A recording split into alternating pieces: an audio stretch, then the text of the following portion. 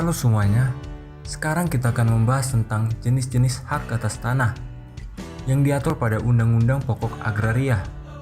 Hak atas tanah yang pertama adalah hak milik. Hak milik merupakan hak turun-temurun dan yang paling kuat di antara hak atas tanah yang lain. Hapusnya hak milik apabila yang pertama karena pencabutan hak.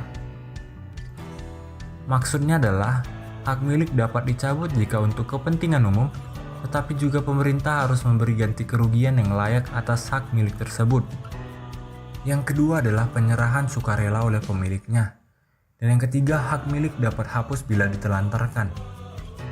Tanah hak milik dikatakan terlantar apabila tanah tersebut dengan sengaja tidak dipergunakan oleh pemegang haknya sesuai dengan tujuan haknya. Jikalau tanah tersebut terlantar, maka tanah tersebut dikuasai oleh negara. Bekas pemegang hak tersebut tetap mendapat ganti rugi yang dibayar oleh pemegang hak yang baru yang ditetapkan oleh menteri.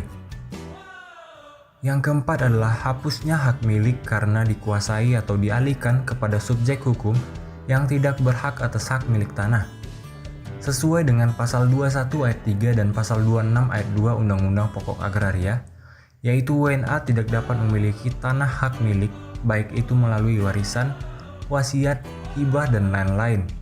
Orang Indonesia yang kehilangan keluarga negaranya juga tidak dapat memiliki hak milik atas tanah. Dan kemudian yang terakhir, hapusnya hak milik karena kemusnahan tanahnya. Yang kedua kita bahas adalah hak guna usaha. HGU adalah hak untuk menguasai tanah yang dikuasai langsung oleh negara guna untuk pertanian, perikanan, atau peternakan. HGU diberikan atas tanah yang luasnya minimal 5 hektar dan jika luasnya 25 hektar atau lebih, maka harus memakai investasi modal yang layak dan teknik perusahaan yang baik. HGU diberikan dalam waktu 25 tahun dan dapat diperpanjang maksimal 35 tahun dan dapat diperbarui kembali. Permohonan perpanjangan selambat-lambatnya 2 tahun sebelum berakhirnya jangka waktu. HGU dapat dimiliki oleh warga negara Indonesia dan badan hukum yang didirikan menurut hukum Indonesia dan berkedudukan di Indonesia.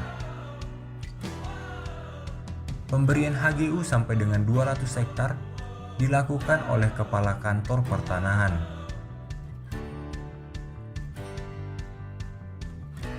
Dan jikalau lebih dari 200 hektar, maka pemberian HGU dilakukan oleh Menteri Agraria. Yang ketiga kita bahas adalah hak guna bangunan. HGB adalah hak untuk mendirikan bangunan atas tanah yang bukan miliknya sendiri. Jangka waktu pemberian HGB adalah 30 tahun dan dapat diperpanjang selama 20 tahun dan dapat diperbaharui kembali. Permohonan perpanjangan waktu selambat-lambatnya 2 tahun sebelum berakhir jangka waktu. Tanah yang dapat diberikan HGB adalah tanah negara, tanah hak pengelolaan, dan tanah hak milik.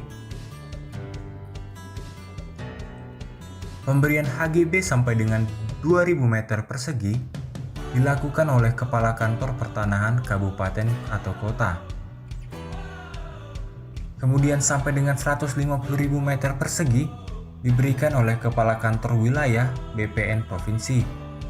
Dan di atas 150.000 meter persegi pemberiannya dilakukan oleh Menteri Agraria.